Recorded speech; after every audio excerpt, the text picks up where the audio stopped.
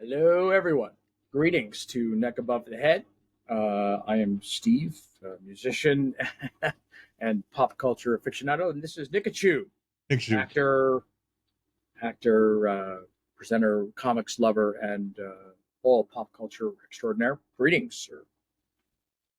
Today we're discussing The Crow. It's the 30th anniversary, and let's get it going.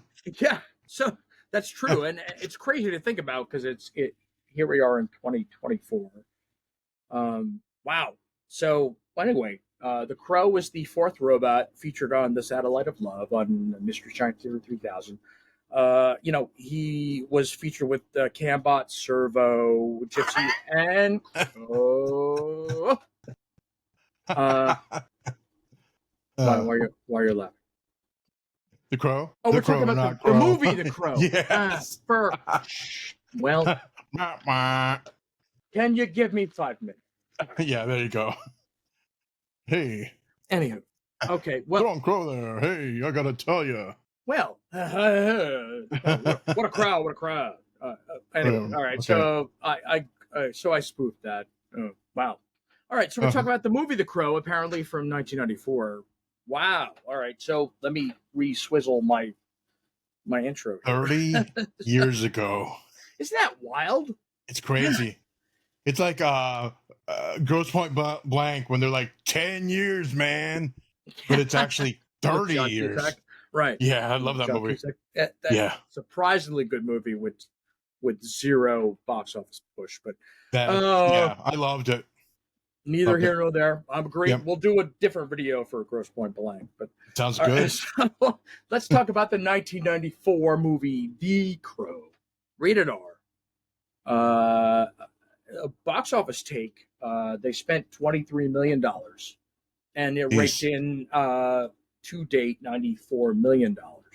That's a profit at the time. And is there a time lapse to show you what it would be today equate to? No, but I think that's a global take. Most of that was based in North America, so yeah, which is odd. So it's based on an 1987 comic by James O'Barr, who really didn't have much else outside of the Crow. So like everything he's done has been like Crow centric. That's not to say that he's not talented, or not to say that he's not doesn't have other things, but like that was clearly his it's like his Mary Shelley's Frankenstein, right? Yeah. I mean, that's his thing. That's masterwork, I guess you would say. 86% on Rotten Tomatoes, 7.2 out of 10 on Metacritic. So clearly very well received. But what we get back to is the why, and that's sort of why we have these discussions. James O'Barr, I don't know if you know this or not, but he based that off of his life.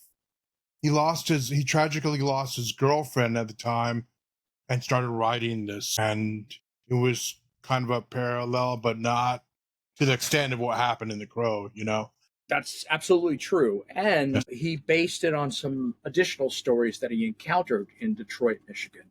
And I've been to Flint, I've been to Detroit. It's sort of like Kansas City, Missouri, where like when you walk into town and you amble around, i.e. on foot, not like driving around, like you go by the key points of town, and there's a lot of closures. There's a lot of Main Street nothingness. So he saw a robbery from an engaged couple over a $20 engagement ring, and which turns out to be a key point of the Crow 94. So there's a lot of he threw a lot of his heart and experiences in life into this movie, into this to this comic book, which would really say first, and then which turned into and this was 87 when he wrote it, and then it flips into this 1994 comic book. So like, I think Nick, you found out some funny, not funny, but like some early information about the first iteration of the Crow film when they brought it to major studios. Yeah, they wanted to make it a musical, and some of the higher ups had different, different. It went through the hand of several producers. One of them wanted to make it a musical and feature Michael Jackson as the Crow. Are you So really? My God. we could see that didn't happen, Well, and thankfully, cooler heads prevailed from thankfully, James O'Barr because my God, like yeah. I mean, I what? would rather see that Superman Reborn movie than Right, with Nick Cage. Nicolas And Cage. Yeah, that honestly, Tim like Burton. seeing his like outfit, I was like, yeah, I'm on board with Superman Reborn. I'm But he still on didn't board fly, with you it. know that? Well, again, you got to crawl before you can walk, Yeah. says somebody. But honestly, and I'm a big fan of Nick Cage, and the Loving Nick Cage. unbearable weight of the immeasurable talent movie was magic. Yeah, that Chef's was kiss. good. Chef's kiss. Mostly Pedro Pascal, but we Yeah. digress. But we know There's the Crow. changes they added too. I mean, they made That's for the true. movie. Yeah. Eric Draven in the comic book was he was a drug addict. Mm-hmm. Did you Yes, and that read was about that? and a lot. The film was hampered by some budget cuts that stuff they filmed and then had to cut out, which leads you to believe. Well, actually, kind of misleads the audience. So, like in the final cut, like you see Eric Draven with the electrical tape Yeah. over his stomach, over his arms, and they like that's not a costume decision. This is a character and a story driven decision. And it turns out that there was a whole segment cut of a guardian angel or a driving force that sort of like I did him. sort of like Spawn, where God tells Spawn what to do. That bum, it turns out to be God and Yeah. tells Spawn what to do.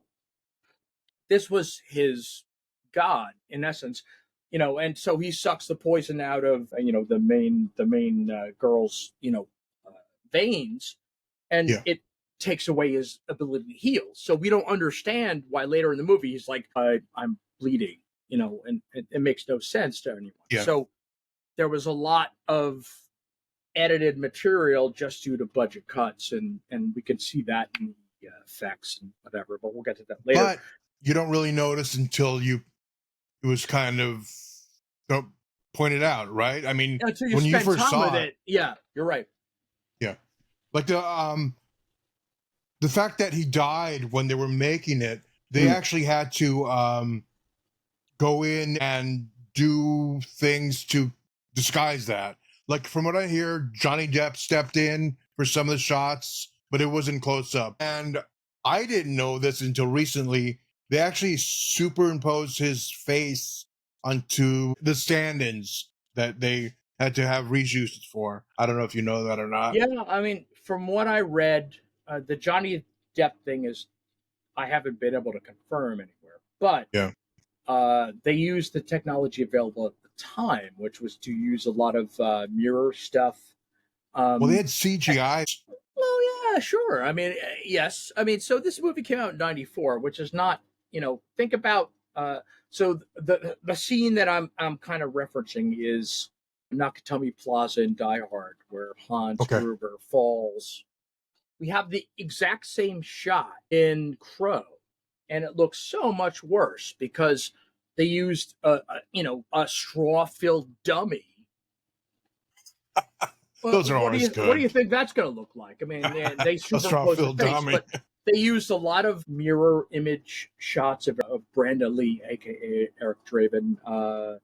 They used a lot of, they had to fill up a lot of time, and they weren't sure they were going to be able to do it with the key issue here is budget and time. The original, it was optioned out to Miramax because the original film studio wanted nothing to do with this project. So that meant Wow. that all this budget got shifted over to Miramax. They were small then. Yes, this is 1994. So like, there's a lot of debt they had to assume to produce The Crow as we know it, and that includes a lot of things. There's soundtrack, which we haven't even touched on. There's Yeah. special effects. There's production. There's finalization. There's mastering. All of that nonsense. So there's a lot of stuff that they had to absorb to even make this movie a reality, and it's wild to even think about. We haven't even talked about the story or its importance in society.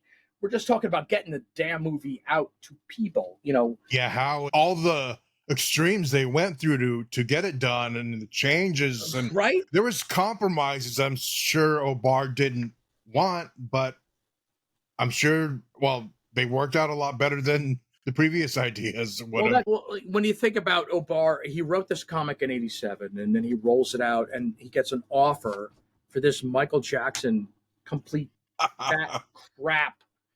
Like, come on, that's not going to work. I mean, it's a joke. I mean, it's a great story, but like, I could see, if you've ever seen Captain EO or whatever that nonsense was, Never saw it. it was not great, but it was something. But Yeah. somebody had to write the story for Captain EO. Somebody had to write the story for The Crow. The Crow happened to be a better adult-oriented R-rated story, and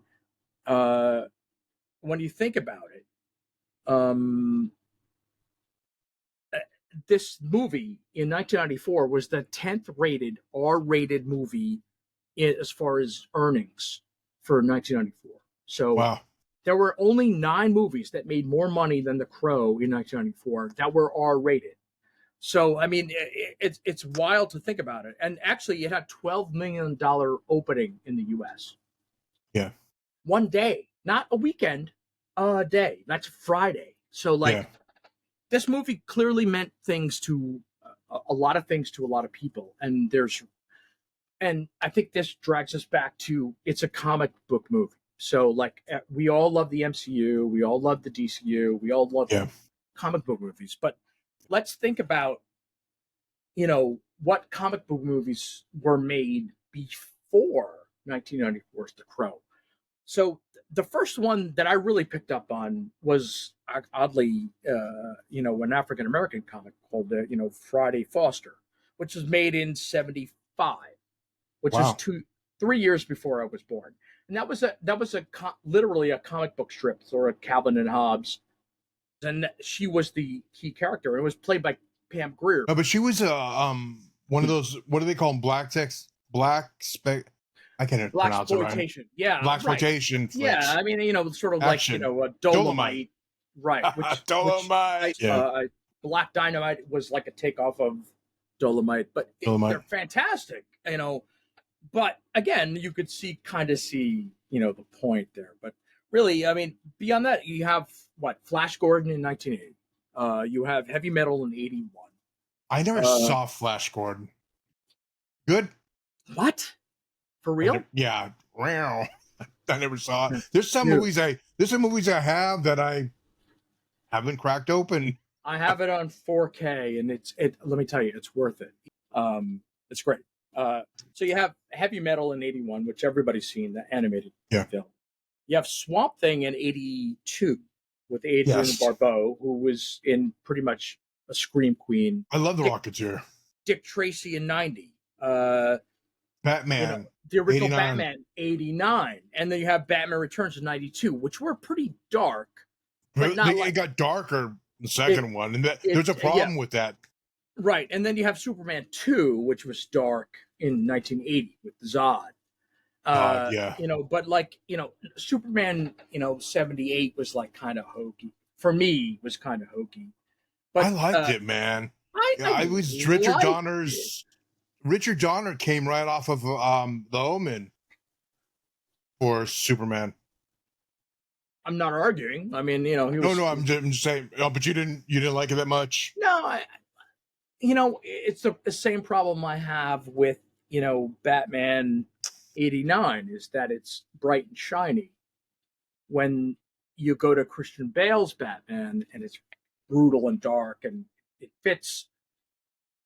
To me, it fits what it's in my head canon, which is okay. Well, this is the thing here. It wasn't I don't think Batman was dark and shiny. I thought it had kind of that kind of, what's the word I'm looking for?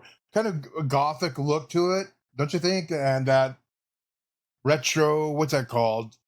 Noir type look I about it. thought it looked more anime or manga than dark. Like But like, Christian Bale's Batman was dark. I thought this I was liked more like Christian Bale. cartoony, and Yeah, you have Prince doing the yeah, soundtrack. yeah. Much love to Prince. He's the guy's genius. Genius. Yeah. But like it didn't quite, for me, it didn't capture uh Who Batman truly the was. detective noir Yeah, that Batman was. He yeah. was a detective who wore a suit and used a supercomputer to figure out crime. Yeah, he's That not was a true superhero. He's no, he's a not. He's a human human that, being. He's got no yeah, super abilities at all. I mean, just and his head. yeah, I Right. mean, he's just fueled by fury and revenge, Vengeance. and Yep. that's fine. I mean, that's a great story. But again, when you can't really compare it to the Crow, because the Crow is beyond death. He has superhuman abilities. See that hand where he gets shot, he laughs, and Yeah, he they turns fill it around. they they That fill it. That was a terrible effect. I Like, thought so too. I I was mean, just gonna say that. in 1994, I can give you some pass, but it was not Yeah. great. There, but beyond that, so going back to, without getting into the nitty gritty, so you have the visual aesthetic. So I think we both agree that this, and for me, like, the more I watch it, the more that I think this movie is the first goth movie. I agree. You have Nosferatu, you have certain genre films, but this is a true goth movie. It's shot dark. They, The you know, soundtrack, the it's city. got the Cure. Yeah, well, I mean, yes. Let's not discount the soundtrack, but Soundtrack is amazing, dude. the That's, sound. you know, Yeah, you know what? soundtracks don't Let's really just push movies like they used to, you let's know? let's just jump ahead to the soundtrack, because Okay. I think that this really, and beyond Brandon Lee's death and how it impacted the absorption and the acceptance of the film, which is important. I think the soundtrack, if even if Brandon Lee didn't perish during the film, the soundtrack would still be more important than the film itself. And that we saw this with many other films. A Violet, within now and 2013. I think they complement each other, don't you? When I you say do. that? Natural Born Killers. Yeah. These soundtracks sometimes define the film above what they're meant to be, and I think The Yeah. Crow is one of those films where the It got soundtrack pushed further because of elevated. that. It Yeah. elevated the Elevated. film. It didn't. It Perfect ran. word. It didn't obscure the importance. It elevated the film to the pop culture. Exactly. Exactly. You And know, that was a time when there was still that musical revolution going on then. Remember? Yeah, right. It was metal. You think of hair metal, you think of the transition from Loverboy to Nirvana, which is a hilarious comparison I love to make. But it's true. I mean, you have, Cheap Trick, and you have Foreigner, and you have Loverboy, and then suddenly you have Smells Like Teen Spirit, and it blew Yeah. the whole music industry apart. And it's real. It shredded the entire music market to its core. And Yeah. this movie, like Natural Born Killers, which had a lot of the same players, if you think about Trey Reznor and Yeah. some of the other players, it has a lot of the Academy same Award people. winning Right? Ken Sorry, Reznor. Composer, Yeah. not a performer. Extraordinaire. Right? Yeah. I'm sure Richard from Filter is really happy about that. But actually, Richard from Filter was actually told during Nine Inch Nails tours, like, maybe you can get a job delivering pizza to make Oh, more money. that's It's like, horrible. really? Hey, yeah, sure. Maybe I can just go F off and do something else, which is what he did. And he sworn Filter. So I had left you a message the other day about that. I was in Walmart listening to Take a Picture Well, I went to pick up my blood pressure medication. Somehow ShopRite makes it worse. Like, Yeah. I don't know how. Great song, though. Anyway. It's a great song. It's a great song. But you're right. I mean, when I think this movie was sort of defined by the soundtrack, and it boosted, it made it greater than the sum of its parts. You have The Cure, Yeah. you have Nine Inch Nails doing Steve Joy B. Division. I know in my personal life, we took the Nine Inch Nails version of Dead Souls and played it live for years. Yeah. It was a key part of our set because it's Joy Division and it's Nine Inch Nails, so like made sense, But what a great, perfectly curated soundtrack. Great soundtrack, yeah. What I don't like is how bad it sounds on a modern interpretation, talking about the 4K or the 1080p. The transfer, yeah. Versions. All the music plays through the central channel, which makes it sound like absolute crap. So you have Medicine, who's the first band who shows up live on stage, and I believe it's My Life with a Thrill Kill Cult, who's the second band who shows up on stage. Yeah. But like all of these songs are vocal centric in the center channel only, and they don't translate to the surround sound at all. You would think you can't fault the director or the producers for this, but it's just a transfer to modern technology that felled it. But man, it sucks. Yeah, I agree. I was listening to it, I'm like, something doesn't sound right. Right? And yeah, you nailed it. It's just something that just glared out at me. I don't know why, but like I find that now it's distracting, but it doesn't take away from the film's importance. For the film, it just, the people that put the transfer up, apparently somebody dropped the ball and didn't think the soundtrack was that important. They didn't, I don't know. I'm sure there's truism there, and I'm sure that that also costs a lot. And let's get back to the remember, they only paid $94 million for the production and presentation of the movie to movie theaters. So I'm sure that lack of mega budget, kind of hit them in production of, hey, subsequently we're going to have, I don't know, an Atmos release, or a 5.1 surround, like when you think about Matrix, passable. When Matrix first came out, like, you imagine how great that sounded even on plain old DVD. Like, you had I remember that 5.1. So like, your budget dictates what you can do, right? So for me, but anyway. Well, you think they would have been more mindful about putting that together, and this is the 30th anniversary coming up. We should go in and digitally tear it apart and put it back together for something that's as culturally important as this movie. Yeah. I think that would be welcomed, and actually, money would be spent upon it.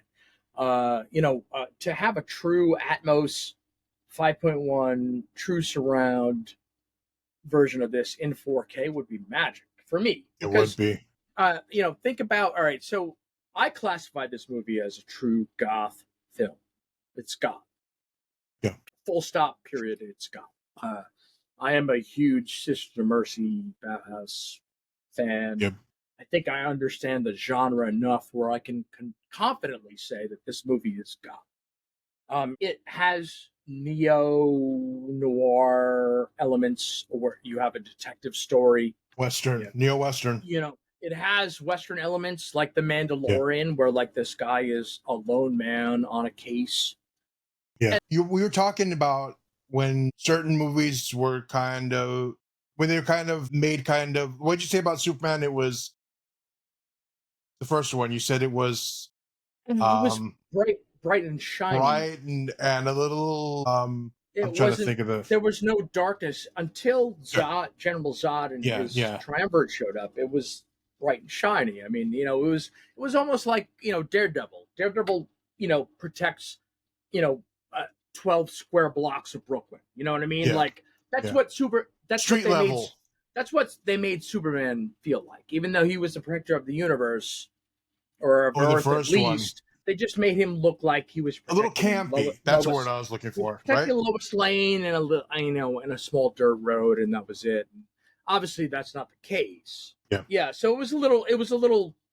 They had a small focus over a global story to me. Well, this is I'm not trying to divert away from the Crow, but this is Evolving Crow. In this, what I'm going to say, there was a Crow TV show. I don't know if you remember, dude. Oh, That's back when we were roommates. I used to watch it, and I was real? like, yeah, it was Canadian produced. No, I had no idea. He's like, I'm the Crow. Oh boy, like I love I maple syrup, move. eh? I walk. I'm dead, and I move. I'm really sorry, eh? I'm sorry. I'm sorry. I killed somebody. I'm sorry, buddy. I'll see you in Kitchener, bud. Yeah, that I honestly have never seen that. It sounds terrible.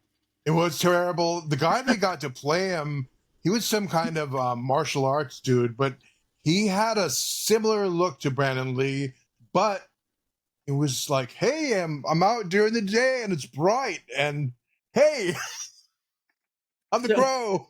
So it was basically like Jim Cotta with the dark goth element. It sounds It was. You got to look him up on YouTube. But I used to watch it, and in hopes that it would be something. But I didn't watch them all. I watched a handful. I'm like, I'm done. Sounds pretty. It's pretty bad. It was like the RoboCop TV show. Remember that? God, no. Dude, I'm the king of bad TV. If it's RoboCop, I'm there, and I watch them like, oh my god. Right. Well, there's a RoboCop cartoon also. I'm just going off. Do I remember that? I'm like, I think I showed you because I managed to record it. I managed to record a few episodes, and I showed him, dude, check it out. That may be.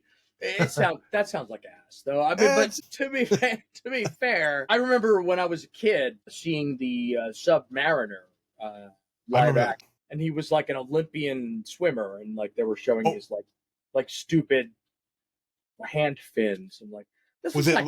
Are you sure you're thinking of that or the Man from Atlantis? Remember that? It may be the Man from Atlantis because that was Patrick Duffy. That was definitely the Man from Atlantis. I thought it was Prince Namor, but you're right. It was so bad, but I liked it because it was like shite.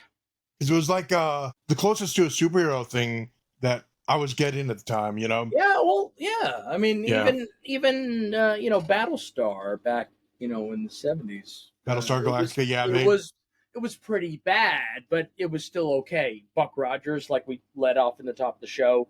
Yeah. Pretty bad, but still better than, your average TV fare. It had a budget to at least support it. You know what I mean? Our pre-show banter, because you and I talk like this all the time. We just decided to put a camera in front of us. So basically, yeah. no secret here. We're just talking. Yeah, we're just bullshitting about movies and stuff we love. Right. Because that's what the world is, right? That's what our world. That's what our world is. It is. It's with me. I love the physical media as much as you do, and it's not. It seems to be like a dying thing, you know. I hope not. I hope not as well. I mean, people have to really think about their digital collections and. What's going to happen when they get absorbed. I mean, we've seen this with a lot of shows that were produced on Adult Swim, on certain channels that look at the, Batgirl movie. Like that was filmed, completed, and they never released it because they thought it wouldn't make money. And now it's a tax write-off for. I wonder, there's got to be a copy out there somewhere, right? I would hope so. I mean, I would watch it. I mean, I'm going to hunt for it. That's well worth its time. But the point is that if you can buy a digital copy of whatever you love, do it. Like I have copies of Samurai Jack. I have copies of you name it. Anything that I really like. Anything from Adult Swim. Frisky Dingo. That's cool that you like Samurai Jack. I didn't really know that. Well, without taking too much Batman, time, right? But I would wake up in the morning and tape it live. So I would watch the premieres in the morning because it was a kids show. Yeah, There was dude. no blood involved. They were killing robots, right? Yeah, that's So that's then that's the way the the same the same lasers. the same guy did the Star Wars Clone Wars first cartoon, Jenny Tartakovsky, and then he did Primal, which you haven't seen Primal yet. Is No, but that's Samurai Jack is produced by the same guys that did Batman the animated series. Am I right? Yep. Yeah, it's, Jenny Tartakovsky is the main animator. He did the Powerpuff Girls. Aldini. Uh, yeah, so like he's the primary driver of all of this stuff. But he did the first two seasons of the Clone Wars, Star Wars, in I want to say 2002, 2003, which are magic. I saw Ventress is in it, like Dooku's in it. They actually show why General Grievous coughs, which nobody gets. General And Grievous, wasn't he then the robot yeah, Jedi? yes, he was the guy who killed. Cyborg. Yeah, that was him. So he was actually once a physical being, but he also did Primal, which you can find on Max now. Two Okay, seasons of it's magic, and there's I gotta blood. check So that like, out. hey, like all about it. But those series are as dark as The Crow. Actually, they're probably darker because there's a lot more blood or violence. But The Crow was rated R in '94. It is to me, and I'll welcome your comments on it, is the first goth film outside of what is there Nosferatu. What is there? You have Bram Stoker's Dracula, but that was later. That was 96, I believe. No. Stoker's Dracula was, I think, 92 or 93. No, it couldn't have been. Yeah, Well, maybe it was. Maybe it was. I mean, you have Anthony Hopkins. There's a lot of big stars in that film. Keanu, Right. Yeah. So I mean, I always John Wick. assumed that it was later, but like again, that's not a comic book film, but that is a Yeah, goth, air goth, quotes the film. goth visuals. Yeah, That was I think very geniusly directed. but again, it was PG-13. It wasn't R. Like Crow was Yeah, R. Outside of Tarantino, um, I don't know of any movie that did as well rated R. I mean, the numbers show it. There were 10 movies ahead of it in 1994 that made more money, but I don't know what they are. I probably should I look don't that know up either. for next time. I remember seeing it in movies, and I was just so impressed. But there was something very. I know Brennan Lee died when they're making it, but it wasn't that. Just something very haunting about it. Maybe it was that. I don't know, but I think that place, we really didn't touch on it, but I think the death of Brandon Lee really affected and created a haunting atmosphere around the film that we didn't touch on it, but is important and probably did drive ticket sales. You had Vic Morrow who died during the Twilight Zone film, and with the yeah, helicopter accident, and we saw Rust in recent news, with yeah, Alec Baldwin.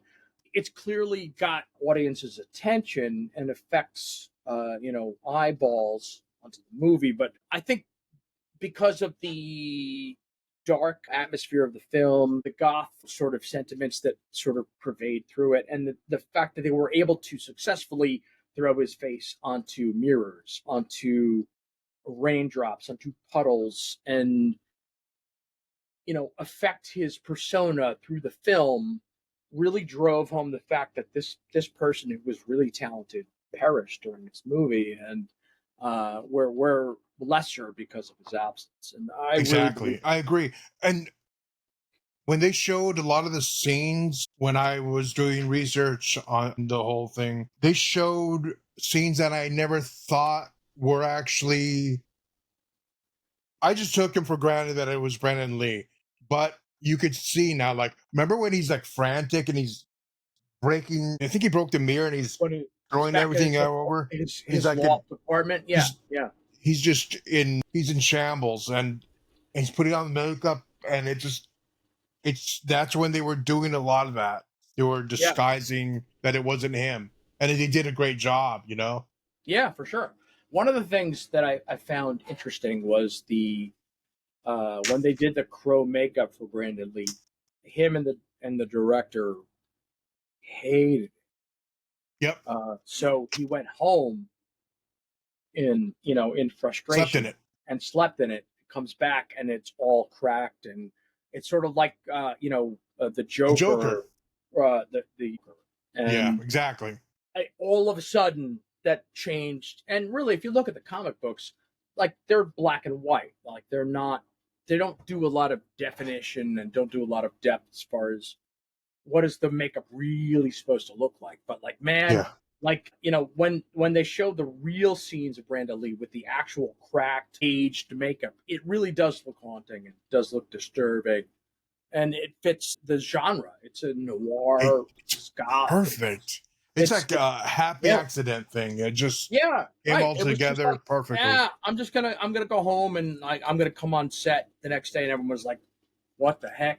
Like, this is magic! Like, you figure it out." And sometimes you can age makeup, or you can actually age makeup, and he figured out that sometimes time figures it out. The natural course of things, right? Speaking of, you talk about the color and this and that.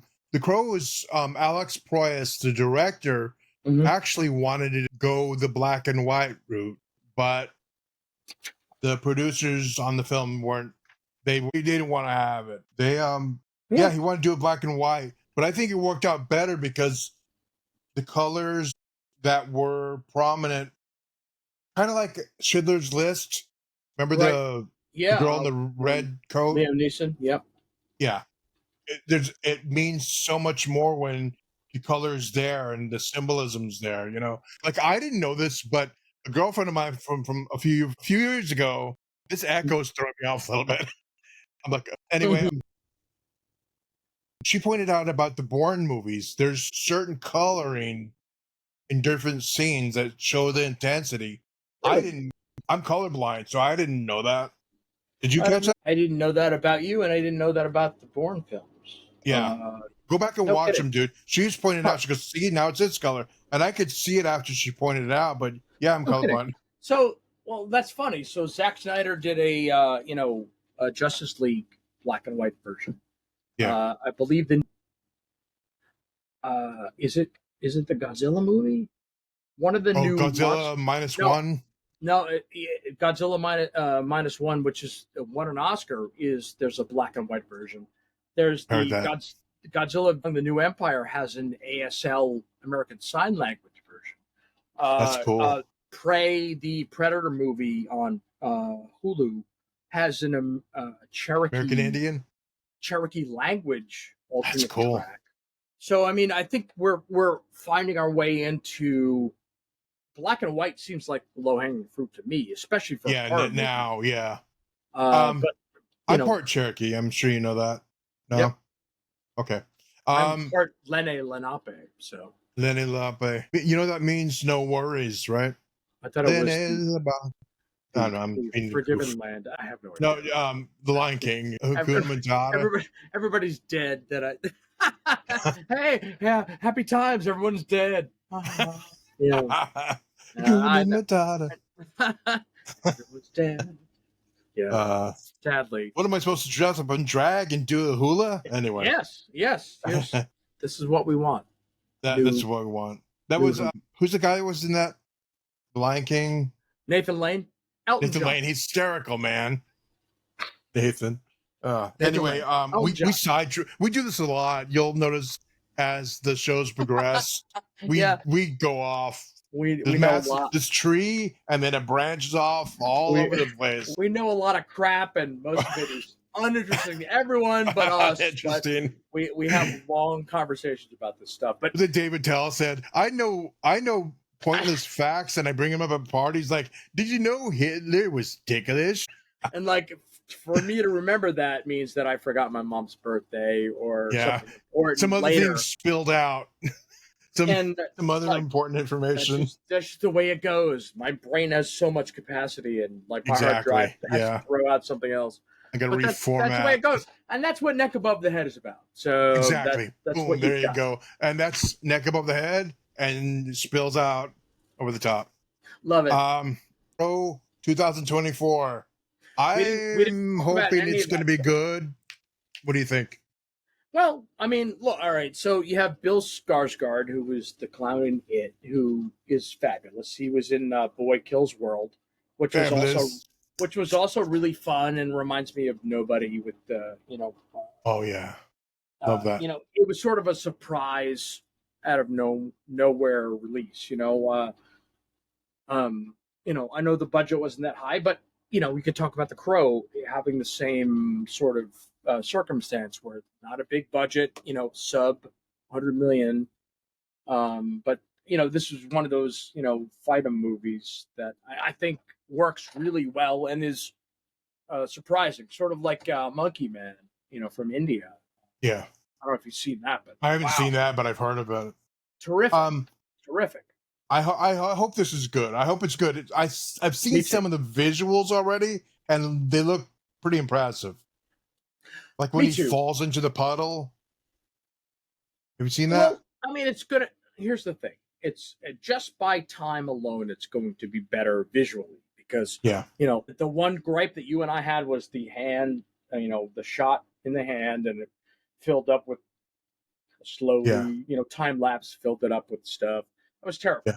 And you have the Nakatomi Plaza end scene blowing up the building, which Die Hard did so much better, but Die Hard also had $200 Bigger million budget, more to play with, and they right? So surprised him too. You know that, right? yeah, well, right. Then we're not gonna tell you we're gonna fall. You're just gonna whoop, No, they didn't tell him when. Just boom, look. talking to him. And, Then hey, look, if you want somebody to look surprised, here's one way, right? I mean, but again, that looked better than the end big bad death scene of Crow because yeah, it didn't look great. And they did that by filming a stuffed, straw covered, straw version. man. I mean, look, that's not going to look as good as a true CGI death scene, So as long as it's done well, right? So Well, CGI was still not what it actually. You know what? I always go back to this. Jurassic Park still looks pretty damn good. yeah, What, 30 years later? And anybody that made anything after that kind of doesn't have too much. I don't know. hard to Maybe argue. I'm I being mean, too hard. I look at episode 1, 2, and 3 of Star Wars. I Yeah, mean that those movies were made with CGI, and you know yeah. what? Now, after seeing this the Skywalker saga later, those look pretty damn good, and the stories aren't terrible. Full stop. So the technology was there, which for Jurassic Park, for Episode 1, Star Wars, Yeah, those exactly. movies Where you're like, figured oh, out. that looks bad. Like Blarg. You know Blarg? Yes, more, more. Horrible, dude. That was Yeah. thrown in as a little marketing thing, I think. Oh, everyone will love this. Right. We'll sell a bunch of these dolls. No. That's the movie that actually knocked Titanic off the number 1 spot. But it was because the previews made it look pretty good. Right. And you saw it, you're like, wow, this is crap. this Yeah, is what throw up looks like in a movie. well, they sold everybody in the technology versus story, and that's a Yeah. problem we have now with the new Star Wars is tech versus story. Yeah, versus I think substance. I think Yeah. everybody's figuring out that we value story and substance over flash and whiz bang tech. And the I, people have spoken. I'm friends with on Facebook Rochelle Davis, who played Sarah, and we have a few interactions here and there. But as a matter of fact, I sent her a request to be on the first show, but no go. It's okay. All good. She does a lot of the Comic-Con stuff and horror com, and Good for so her. she's That's probably awesome. busy. Anyway, she's too psyched about the new, but I understand that she was there for the beginning. Yeah, I mean, look, this movie can go one of two ways, right? Like most remakes. I mean, they're either going to be balls out awesome or they're going to be pandering nonsense. Yeah. And this really is nobody's seen anything. Everybody knows Bill Skarsgård is a great action guy. He's ripped. He's gonna Boy look. Kills World. He's gonna Right? look great. Yeah, I Yeah. mean, Boy Kills World. I mean, he's gonna look great. I mean, he's gonna look awesome. Yeah. Story is going to drive the film, like Hope it's everything good. else, Yeah. like Yeah. like the new Alien, like anything. I If hope you, the new if you, Alien's good, man. I do too. The I mean, last one was, I grabbed onto it because I understood the deeper story. I read the comics. I understood the Prometheus story. I understood what they were trying to tell, and I watched the cut stuff from Prometheus and the cut stuff from the other films and the cut stuff from even the comics that told the full story. That's great, but again, like Star Wars, you shouldn't have to read that stuff to get the tale. yeah, If you exactly. have to Yeah, I do agree. that, you failed as a storyteller. You failed as a writer. So my fear, my wish is that you could just enjoy this as you could Alien 79 and just go in and get scared. Or James Cameron's Aliens, which is Aliens, yeah. I mean, game over. yeah, Awesome. dude. I mean, yeah, great. I mean, you take Aliens 1 to Aliens, plural, and like you have a claustrophobic, horrible, jump story versus a military, Action Arnold flick. Schwarzenegger, Predator type film where like you're just killing everything in sight. Awesome. Yeah. Two different films, two different Two different atmospheres. genres. Kind Yeah, of. Yeah. basically two different genres. So like, I mean, there's nothing wrong with it, but I wonder. I wonder what they're going to do, especially because they try to tie this into all of their sub properties, the video games. You can't. Yeah. Everything can't be canon. Star Wars taught us. Star Wars now has Legends versus canon. Yeah. Star Wars taught us that everything can't be canon. Star Wars has done a good job of pulling over Admiral Thrawn and things of planets and Coruscant.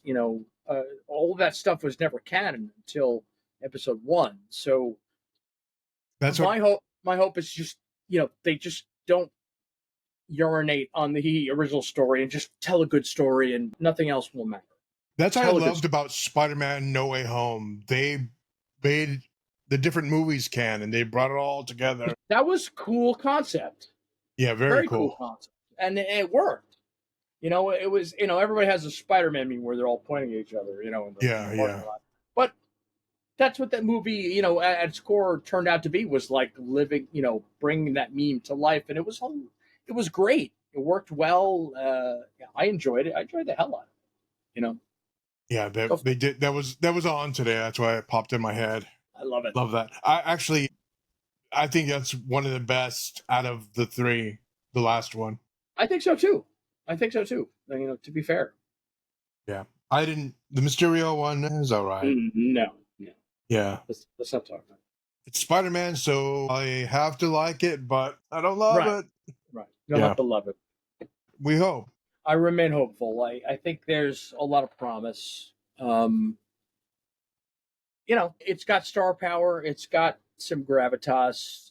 What we don't know, what nobody knows, is the story, and nobody's going to release the details of that. Well, the Crow sequels weren't so good, Like I remember No. seeing City of Angels in the theater, and I was like, so far it's pretty good. And then when the bad guy went from sounding profound to like a thug, I was like, wow, it's kind of lost me there, Yeah, I mean I don't know if you remember that. I do. Yeah. I don't really. I mean, even James O'Barr doesn't. I mean, he had a hand in those things, but I don't think they really captured the spirit. And there's two schools of thought here. I mean, is it because of the death of Brandon Lee, or is it down to the true nitty gritty and the storyline? I just don't think they were as good. James O'Barr really has made his living on The Crow, and like all his stories, musical endeavors, etc., etc., etc., all revolved around The Crow. Some of them are better or worse than others, and Is that's he a fine. musician? Well, no, he had Trent Reznor signed a band that he was involved with in '94 around The Crow.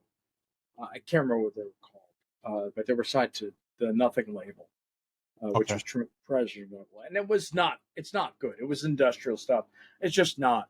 It wasn't great. Yeah. But they had Crow themes to the records, and it just wasn't great. But that's fine. I mean, make a buck where you can. I mean, nobody's Nobody's saying that you're doing the wrong thing. By all means, it's your property. Sell what you want. Do what you want with it. Yeah, I mean, nobody's arguing with the. I'm sure right now George Lucas is losing his mind with what he done to Star Wars. Like, why did I sell this? Right? Well, because they drove a dump truck of money to his house. Probably. Beep, Like beep, most beep. people. I'll take a dump truck. In George Lucas's defense, he did donate a lot of that to charity. So yeah, dude, he's set for life and his family for smart. Forever. I mean, again, keeping the merchandising rights in 1977, established a new way to do business in marketing. Hollywood. Yeah, I saw that the toys that made us. Yeah, you saw that too, right? Yeah, of course. Awesome, the good stuff. Stroke of genius. That guy made. He like any music group, you make most of your money by merchandise. That's merchandise, T-shirts. When you're on tour, you don't make it through the club or the stadium. You make it through the T-shirts you sell and the records you sell and stuff you give away. That's just the way the music industry has worked for 30, 40, 50 years, and it hasn't changed, and it will never change because I'm the creator. I deserve that from me, so I get it. So George Lucas was the first guy to keep merchandising rights to a property that ended up being a legendary, property. Yeah, that was very smart, and it's a model for the way anybody should run their business. Sure. I mean, of course. If you create X, you should be able to keep the rights to X. I'm sure he's still getting. Does he still retain the rights to? Yeah, that I don't know. Merchandising or a percentage of anyway, right? I would imagine that he probably sold all of that over to Disney and Marvel. I can't imagine that, Marvel or Disney, Bob Iger being who Bob Iger is, why would he give up, seeing as what we've seen since, the 1977, what the revenue would be. I retain all rights to Star Wars, including merchandising. I think George Lucas sold over all rights in perpetuity to Disney. And that would make sense. I mean, for what they paid for it, it was in the B billions. So that kind of tracks. Whenever I think of Star Wars and what it's become, I always think of Luke looking off on the horizon with the two suns, right?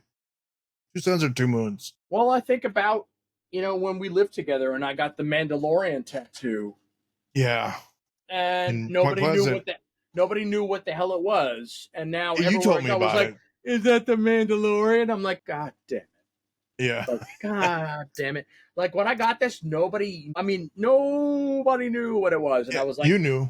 Nobody's ever going to find out what this is. It's going to be like a cool skull. Admiral Thrawn was your old email, right? It was my AT&T.net. It was Grand Admiral Thrawn. Oh, my God. Yeah. I actually applied to jobs with that email. Yeah. Awesome. That's awesome. That was a good And sometimes you get somebody that's in that same mindset. You're like, you like that, don't you? Awesome. Yeah. That's some Star Wars. Hey, you like that? You like that? You like that? Hey, you like that, Salted? You like Grand Admiral Thrawn? Yeah, that was me. Yeah. I actually got a good job using that email address, which I've never done again. So, kids, if you're listening, don't use a fake or fictional email address for your job. Character or shush. Yeah, shush. Yeah, shush. From Encino Man. Maybe don't do that. Maybe don't. Please. If we've taught you nothing else, don't do that. Don't let movies inspire your email. Or books, or video games, or anything else. Just do your name. Trust me. It will work out better in the end. Trust me. That used to be a thing, right? Like they said, don't use your name as an address, but it's kind of like... I mean, what are you going to... I mean, literally, like, think about it from a recruiter perspective. All right, what am I going to do? Like, squishy ketchup 13? Like... Yeah. I'm not going to hire Squishy Ketchup 13 team. Like, come on, man. Like, so what options do you have? I would suggest a condensed version of your name, JCat. You know, STV. STV, perfect, right? I mean, don't go to Grand Admiral Thrawn at att.com. That's Like, awesome. trust That was me, awesome though, man. not. I did get a job using that, but I don't recommend it. It was I had to explain it, and that's a true story. So don't We have to explain. Maybe it's not a good option. Right. By the way, Grand Admiral Thrawn. I'm like, fine, I'll explain it. What does porn hugger mean? What? Right. Do you love legs? Yes. Oh God. It's never a comfortable conversation. I remember Sly. His was Edge. Well, that's a terrible one to use on your resume. Terrible. You know that's from, right? I think it's Du House. From Rammstein. Edge Crusher. Lord. Anyway. Yeah, don't use that. Don't use anything from Rammstein. Definitely not. Just a general all-encompassing tip. Don't use anything. 9. Yeah, you're right. Really, anything with German in it. Yeah. Unless you're applying for a job in Germany. Just sounds bad. I mean, all of it. Like Tool had that song where their whole. It was basically he was reading a chocolate chip cookie recipe in German, and it sounded evil as shit. And you're like, like what? And turns out it was how to bake cookies. So don't recommend it. Avoid it. Wondering what the tapping was. I'm playing. Well, stop tapping, sir. Stop tapping. Just stop. Tapping's bad, okay? How about you just stop it? So, The Crow. Epic movie, epic soundtrack, epic following. Just something that continues to grow and grow. And yeah, I agree. We didn't think it would. When we both saw it, I met you about that time. We didn't discuss it then, but whoever would have thought it became this? Who would have ever imagined that, I didn't think at the time when I saw it would become part of the oeuvre, like the part of the goth landscape. And but thinking before and after, nothing's really replicated the shading, the cell shading, how they colored the landscape. Look at the cityscape. That was truly dystopian. And like, there was a lot before or after that really got it quite as well. Sorry. So like, yeah, I'm a big fan. Love the movie. Big fan. And here's another little tidbit. The Crow was actually Raven. You know that? I did know that. Because they couldn't train actual crows for the film. Crows are I think every animal's trainable, but I think the Raven probably looked better on film. That's what I'm thinking. And also, they were quicker to train. So, like, they had to train one to sit on Eric Draven's Brenda Lee's shoulder. Yeah. They had to train it to do certain tasks. And apparently, ravens picked up the information much quicker than an actual crow. It's sort of like, medieval times and that bullshit bird that they have flying around. Like, come on, man. Like, Here's another thing. His name was Magic. And he was in all of the Crow movies. Wow, and I didn't know that. I think he passed away not long ago because they live pretty old. Okay. Pretty long time. Huh, didn't know that. He was Magic. He was in all of them. No kidding. Well, pretty cool, huh? Way cool. I don't think he opted for the Canadian version, though. He said, no. I'm the Crow. I'm dead on a move. Come on. I don't think that would be as impactful, I'm gonna pop makeup for pimple syrup. Oh God. Anyway, so yeah, here's our first episode, The Crow. The Crow. Awesome. Well, I'm Nickachu, and this is my good friend Steve for what, like 30 years now, bro? Oh my God, is it really? I know, right? Did I have to even mention that? Because that kind of puts our age out there. Does now? It does now. Well, we can erase that. Nah. Rewind. Anyway, all good. All right, dude. So thanks for watching, and we hope to see you on the next one. Steve, anything? Peace, dude. Love you. Love. We're gonna have a great run at this. We are. We're gonna run this into the ground. we hope you join us on our journey of verboseness and nonsense. So thank you for joining us. Everybody. Later. Later. Bye-bye.